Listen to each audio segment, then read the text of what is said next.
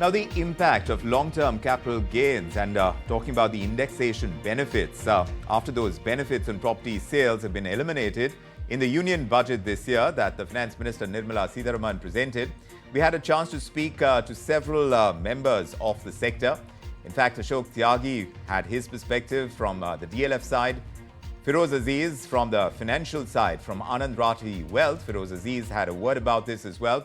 And Hemant Mehta, the partner at Deloitte, along with Baman Rustam Irani from Keystone Realtors. All of them have shared their views on the impact that this benefit being taken away of indexation is going to have on the realty sector. Just let's listen in to what they've told us today.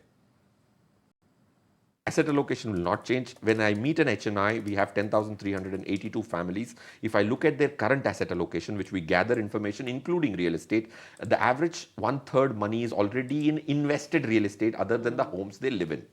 So 35% already there. My recommendation for the last 8 years for metro real estate has been to stay away from them because you will not make double-digit return. And equity markets can give you double-digit return. It's not because of the bias, because they already 1/3 is there. This would incentivize the sellers of the older real estate to redeploy back in buying real estate. So in that sense, I think it's a positive for the organized builder community for sure. But yes, there would be potential outlier cases, who with that 6%, indexation could potentially end up losing, especially if their property hasn't particularly done well. From a medium to long-term standpoint, this is a great move towards simplification of the entire real estate sector. Certainly, it is a welcome move for the developer community, but for individual investors, probably it is going to hit them hard. They may not be in a position to create liquidity on sale of real estate. What people used to consider historically in India as an investment opportunity. Two sides of coin, if you ask me honestly. We did touch upon 54 exemption. This is actually a great move. It simplifies the entire thing in the minds of an investor, and there's nothing more an investor wants than simplicity or being able to predict without having too much of analysis. One. Two is every move that has been taken is being evaluated from the past. How about looking at it going forward? Just the very fact that you are at 12.5% of long-term capital gains drives up the investment interest in the minds of most of the people.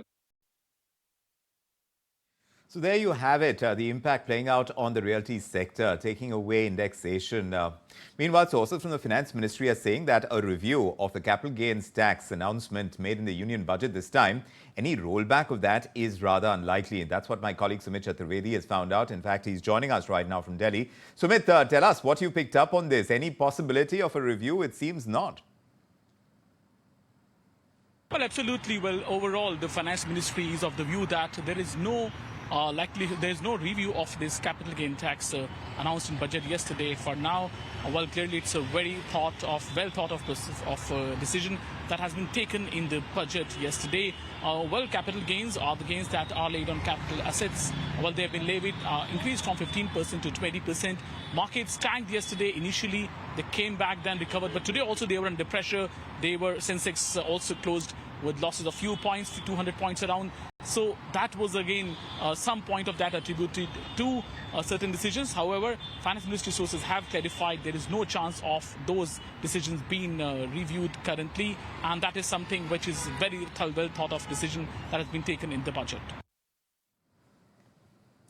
Thanks very much for putting that in perspective for us. Yes, there would be that expectation, but what we're picking up from sources, and like Sumit is pointing out as well, there is no possibility of any rollback when it comes to capital gains tax, the kind of announcements that were made in the union budget that had the markets in a flurry. Meanwhile, the scrapping of that indexation we started talking about in the realty sector is only going to impact those who buy property as investments, is what we got from the Finance Secretary TV Somanathan. He's explained the rationale why they've done away with it, with the complicated indexation process. This is that rationale he shared with us.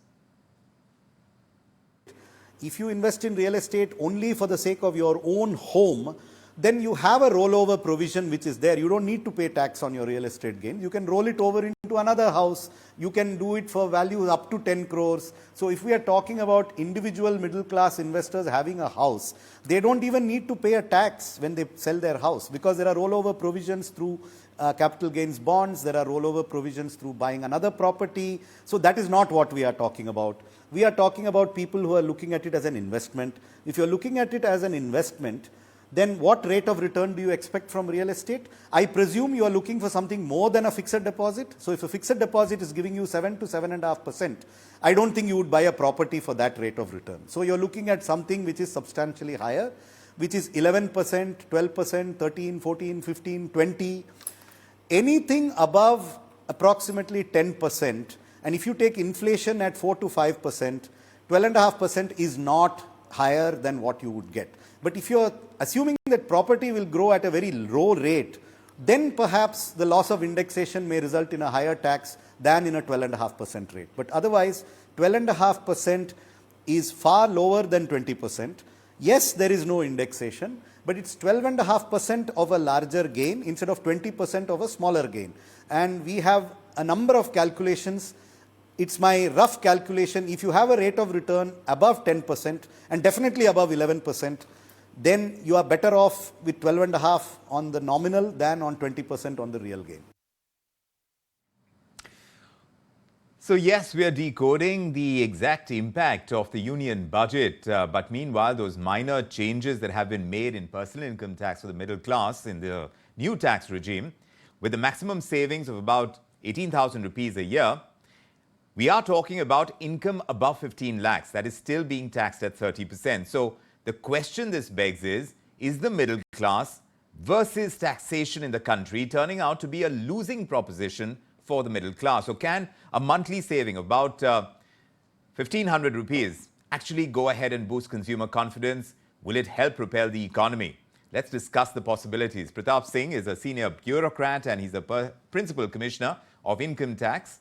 Siddhartha Sanyal joins him, chief economist and head of research at Bandhan Bank. Gentlemen, thanks for making the time for joining us on this discussion, and it's an important one. Pratap Singh, our taxation system, the one that we have in India, over the last 10 odd years, you tell us, how much has it really helped the middle class save and make more money eventually, especially after the onset of the new tax regime?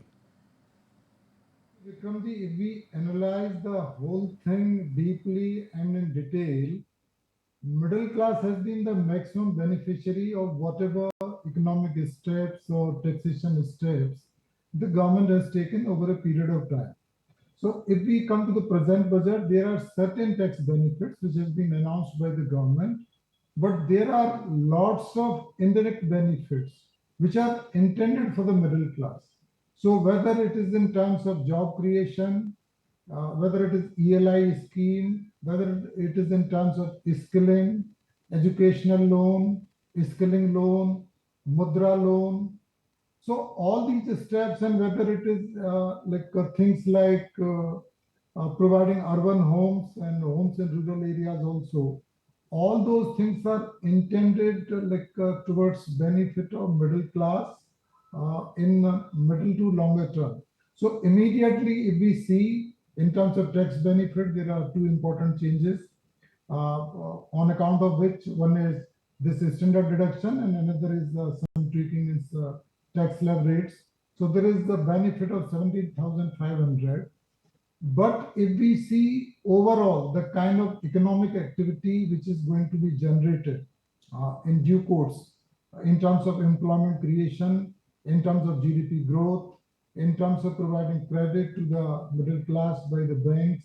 The question is it too early? Is it too early, Mr. Singh, to take the indirect routes to kind of propel the consumption part of our economy? Yes, these benefits will accrue over a period of time. But look at the situation today, Mr. Singh. The problem of the middle class not benefiting from our taxation system really seems to be this, that you earn a salary, you pay about 30% income tax on it, then you either spend it or you invest it. If you spend it, then depending on how fancy your spends are, you pay either 12% or 15% or 18% GST. If you invest it and you earn from it, then you pay 20 or 12.5% capital gains tax, which we are discussing about this budget. So the question is, aren't you left with too little? Isn't the middle class left with too little at this point in time? What may happen in the future, we'll keep tracking. But what happens now? That's true. That in terms of capital gains, the tweaking, what government has tried to do in respect of the capital gain, they have tried to streamline the whole thing. That what really defined as a long-term capital asset, what really defined as a short-term capital gain. And because earlier there were several categories, so now the government has kept two categories, listed ones and unlisted ones, and what is the kind of holding period for short-term assets, like they've raised tax from 15 to 20%, but for long term, with indexation, they used to be taxed rate at 20%, which the government has brought down to 12.5%. Now the point is, like in respect of those properties in which there is a lot of appreciation in last few years, the person may end up paying a little more because benefit of indexation is not there. But if there is not of much of appreciation, because appreciation is not happening everywhere, so we need to we need to see it in holistic terms. But you see the Let me size take of, that across. Yes, Mr. Singh, I'll come to you in a moment, but let me take this across to Mr. Sanyal. How convinced are you, Mr. Sanyal? How much has our taxation system over the years helped really to push economic growth through domestic consumption? We keep talking about a consumption-driven economy. We talk about domestic demand being the key driver of growth in India. And that really helps us in good stead when the global economy is not doing so well. But tell us, how well are we doing on that front, the trajectory of growth? Very pertinent question, Vikram. And I would try to split my answer in two parts. One is, as you asked, that the benefit that has been given to the salaried class, the so-called middle class. But apart from that, there are certain other benefits that this particular budget has brought in. I think that also we need to discuss holistically. My sense is that the benefit for the salaried class straight away that you are talking about is a modest support. Something like 18,000 at the max support for an individual in an income bracket for whom the income is going higher by something like 1.5–2% at the most at a disposable income level. That's not a huge sum, but a token support. But rather than looking only at that, and that's why I would say the support to the salaried class is relatively modest. But if I take the budget in a more holistic fashion, I'd be slightly more encouraged. The reason being, first of all, instead of putting all the eggs in one basket and thinking about one or two big agenda, this particular budget possibly have tried the route of maybe 100 small steps and have invested or have vowed to invest in projects which are small, monitorable, action-oriented, and actually catering to the grassroots level a little more, which should eventually be a significant support for the grassroots level, where the consumption propensity, as we call it, is significantly higher compared to some of the other segments. So I'm slightly more hopeful because of that particular segment rather than just because of the salaried class. Having said that, another important point here is that if I see the indirect taxation, the way indirect taxation has moved in this particular budget, that also makes me slightly, offers me some more encouragement that I don't really see any reason for many commodities, many goods for whom prices should be rising. Rather than that, there are a segment of goods for which prices might be, there is potential for prices to move a little lower. So holistically, I'll be encouraged. If I look only at the salaried class, I would say this particular support is only modest. So, Mr. Sanyal, if you look at the inflation trend in our country, and I know that you monitor it very closely, by way of what the middle class is left with at the end of the day, after paying taxes of all kinds, after spends have been incurred, how do you think we stand in beating inflation? Is this a problem that is going to become bigger when our incomes, when what we save at the end of the day for the middle class is not going to be sufficient to be able to see further growth when it comes to personal income and personal investments, and when we talk about the larger growth in the Indian economy as well, when consumption doesn't get the spur it deserves? That's a very, very pertinent question once more. My sense is that the issue of inflation keeps coming back off and on. And it's important to see, because if I take a slightly longer term horizon compared to what used to be a few years back, a CPI inflation more often than not averaging around 7-8%, occasionally even higher. Compared to that, we seem to have moved on a lower zone, lower window of more often than not somewhere in the vicinity of 5%. Now, that's a significant improvement by, say, 2-3 percentage point, and that should offer some benefit to for people at large.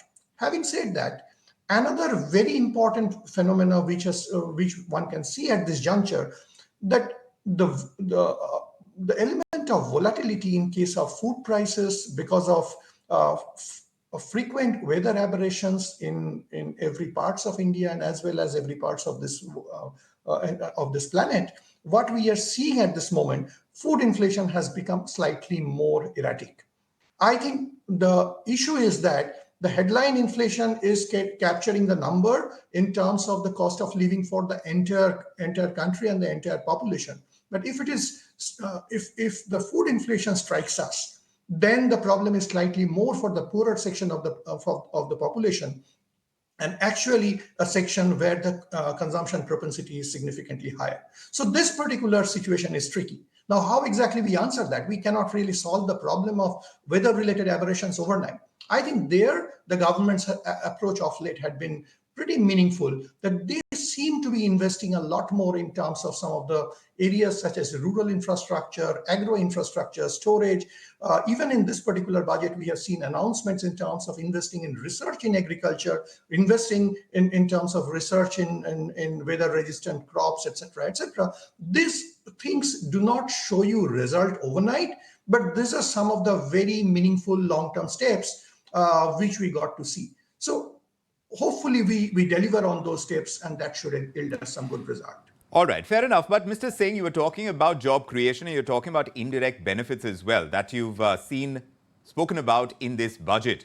But, you know, the government very clearly says that only the private sector can create jobs in our economy. The economic survey points out that there has been no real wage growth despite this kind of trend where corporate profits are rising and they're doing well. And neither have jobs gone up is something that the economic survey is indicating. When you talk about the government requiring higher revenues, one wonders why they need higher revenues at this point in time. See, Vikramji, if we see the budget, the government says in the very beginning that they propose to create 75 lakh jobs per year. And to create those jobs, the government has proposed several steps, like right from skilling, education, to this intensive, etc. The capital expenditure proposed by the government in the budget to the tune of rupees 11,11,000 crore, this is certainly going to create jobs. See, in infrastructure is one sector which is going to create a lot of jobs. And after infrastructure, tourism, government has announced a lot of schemes and a huge outlay for tourism sector. Then for MSME, the middle and small medium enterprises, the government has initiated like a lot of schemes like which will kind of spur the investment and ventures by the MSME sector. So these are the kind of initiatives which are going to create jobs for the government. So when we are able to skill our people, when we are able to educate our people, and when industry is having sufficient credit from the banks with the government support, because a lot of things government has announced that they'll be giving collateral-free loans to the MSME sector. They say that for purchase of plant and machinery, there will be separate allocation.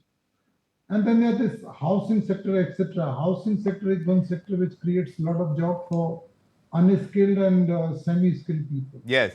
So those are the kind of initiatives which are going to then this Pradhan Mantri Gram Sadak Yojana. Right. So there are these incentives. One doesn't take away from the fact that these are incentivized, but as far as real growth is concerned within the economy, Mr. Sanyal, when you look at the heavy lifting, as far as capex goes, it's the government that has done it in recent times. The private sector has been lagging. When you talk about job creation, the government has put the onus on the private sector to do so while incentivizing, like Mr. Singh is pointing out as well. But the real question is that if you're not going to be able to create the kind of job scenario within the country at this point in time, if wage growth is not going to be helping growth within the economy at this point in time, then what are the possible downsides? Because at the end of the day, the middle class is still paying as much as 15% as far as their 30% on income above 15 lakh rupees. And that could be troublesome going ahead if we sustain that kind of trend.